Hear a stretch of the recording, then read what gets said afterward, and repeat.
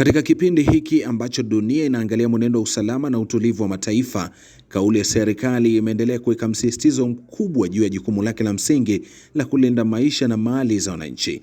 Hili limebainishwa wazi na mshauri wa rais wa diplomasia, Balozi Lazaro Nyalandu, alipokuwa akizungumza na vyombo vya habari vya kimataifa.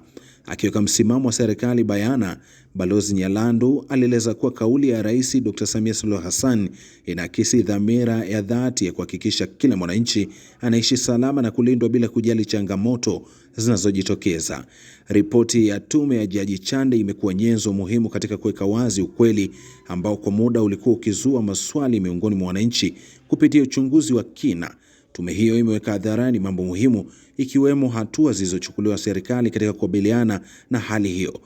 Hii ni ishara ya uwajibikaji na uwazi unaopaswa kupongezwa. Kwa muktadha huu, ni muhimu kwa jamii kutambua tofauti kati ya haki ya kuandamana kwa amani na vitendo vya vurugu vinavyohatarisha usalama wa taifa. Wananchi wanapaswa kuwa macho, kushirikiana na vyombo vya dola na kuepuka kushawishiwa kujiingiza katika matendo yanayoweza kuleta madhara makubwa. Ulinzi wa taifa si jukumu la serikali pekee, bali ni wajibu wa kila mmoja wetu. Kwa kushirikiana, tunaweza kujenga jamii yenye amani, mshikamano na maendeleo endelevu. Ni wakati wa kusimama pamoja kuilinda nchi yetu na kuhakikisha kuwa mustakabali wa vizazi vijavyo unabaki salama na thabiti. Ili kuwa mwanafamilia bora wa Global TV, usisahau kusubscribe, like, kushare na kucomment.